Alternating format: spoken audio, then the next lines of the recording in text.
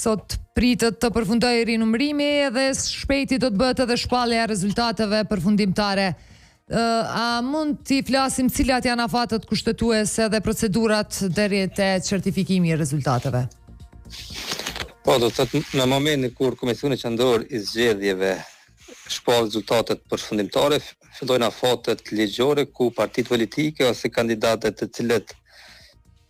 konsiderojnë apo kanë ankesa se ju është cënuar ndonjë e drejtë, kanë të drejtë që brenda 48 orëve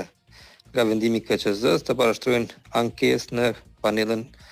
zgjedhor për ankesa dhe parashtresa. PZAP, ky panel ka pastaj 72 orë në dispozicion për të vlerësuar shurtuar këto ankesa. Nëse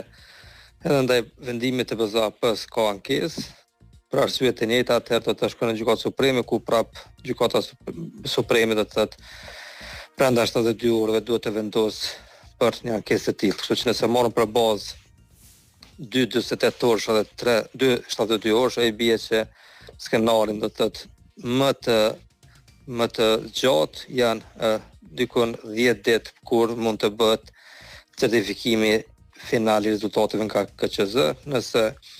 PZAP apo nëse Gjykata Supreme janë efikas dhe nuk ka nevojë të shfrytëzojnë 72 orë,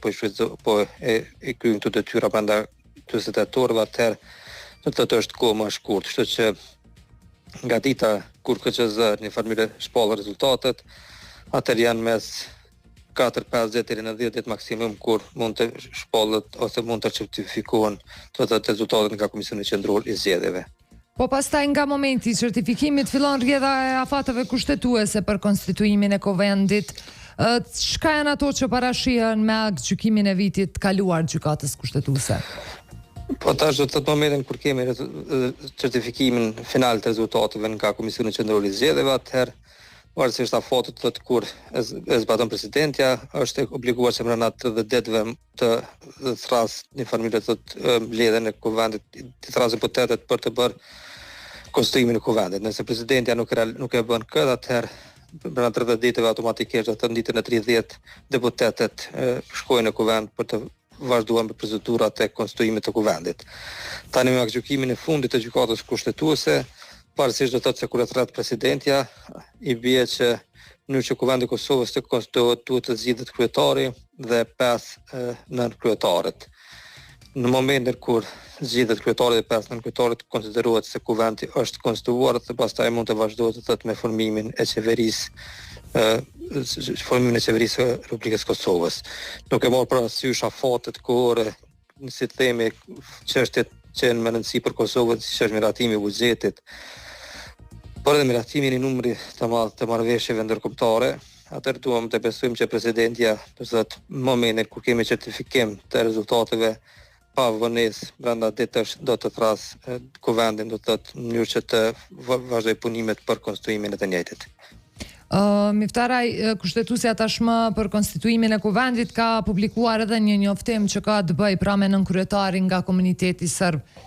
A mund pritet blokad përsëri në Kuvend, duke e parë edhe reagimin që e ka bërë kreu i Kuvendit Dimal Basha? Tash partitë politike që në Kuvend në thekë janë partia që ka fituar nëse s'ka bëj 5-7 ulse në Kuvendin e Kosovës, e ka në dorë të thoj nëse ka më të rëndësishme konstituimin e Kuvendit të Kosovës, apo e ka të rëndësishme të vazhdoj, si të themi, me çështjet të cilat i ka bërë edhe vitin e kaluar, po që për ne së pak juristët, për ne që ose për ata të cilët e shohin kushtetutën dhe ligjin Kosovë si diçka që duhet të mbizotrojë gjithmonë për mbi drejtat partijake apo politike, atë do të kemi konstituim të shpejt apo jo të Kuvendit. Ajo që është më së qartë është fakti që Gjykata Kushtetuese e sqaroi edhe një herë atë që është e ditur që konstituimi i Kuvendit të Kosovës do të thotë bëhet kur kemi kryetarin dhe 5 kryetarit. Në bazë të vendimit të fundit të Gjykatës Kushtetuese, duhet që shumica e deputetëve të komunitetit jo shumicë serb, njëjtë të komunitetit tjerë jo shumicë, të propozojnë kryetarit, do të thotë të cilët duhet të votohen pastaj nga shumica parlamentare, në mënyrë që të kemi konstituim të Kuvendit të Kosovës për t'i hapur pastaj mundësi formimit të qeverisë. Nëse për lëvizjen e vendosjes është e rëndësishme konstruimi i kuvendit dhe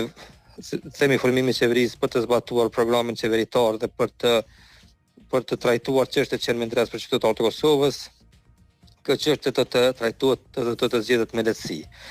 Por nëse dëshirojnë që të ikën përgjegjësisht dhe të gjejnë arsye për të vonuar konstruimin e kuvendit, atëherë mundësitë janë të panumërta dhe mund të vazhdojnë jetë sikurse kanë bërë do të thotë edhe legislaturën e kaluar. Por do të jetë e qartë nëse po duan ta bllokojnë apo jo. Sepse e dini, i kanë njoftimet. Në këtë fazë unë nuk dua ta besoj që ai adresimi i Tim Albashës duhet të jetë edhe qendrim zyrtar i lëvizjes vetëvendosje, sepse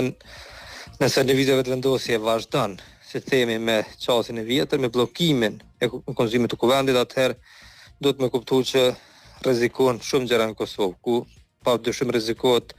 fakti që nuk kemi ligj për buxhet të miratuar dhe tani më ka institucione të cilat nuk të mund të paguajnë do të thotë punëtorët e tyre në sektorin publik. Kemi parë kërkesa nga Bashkimi Evropian për miratimin e marrëveshjes për planin e rritjes janë 882 milion euro ndihma që vijnë nga Bashkimi Evropian dhe plot marrëveshjet e tjera ndërkombëtare. Pastaj kemi edhe afatin për presidentin dhe me 5 mars. Sigurisht të pastaj është një afat kushtetues i cili thotë që presidenti duhet të zgjidhet 30 ditë para përfundimit të mandatit të presidentit aktual, që i bie që deri me 4-5 mars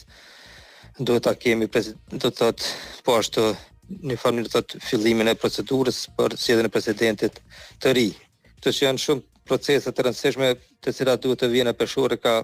partia që ka fituar zgjedhjet për të marrë vendim nëse duam të ecim përpara apo të vazhdojmë me bllokatat e panevojshme edhe në të ardhmen. Në fund nëse më lejon vetëm një sqarim. Po patjetër. E kemi thënë si këtë dhe vazhdojmë ta themi. Nëse bën një survey, një pyetësor me qytetarët e Kosovës se a kanë ditur që ka shpallur pavarësisht se kush ka qenë kryetar i kuvendit të Kosovës, qoftë nga komuniteti shumicë, nga komunitetet jo shumicë, ju garantoj që shumë pak ose askush nuk e din, sepse pozita në kryetarit është aq e parëndësishme, është administrative, do të thotë që vetmi privilegj që merr në kryetari i kuvendit është një pagë që merr pak më të madhe se sot deputeti i kuvendit të Kosovës, por nuk ka ndonjë rol, do të thotë kushtetues, nuk ka ndonjë rol i cili në mënyrë të ta bënte të rëndësishme pozitën e kryetarit nga komuniteti serb apo nga komunitetet tjera që jetojnë në Kosovë. Të falenderoj shumë, zot Rehat. Lutem. Kënaqësi e imja.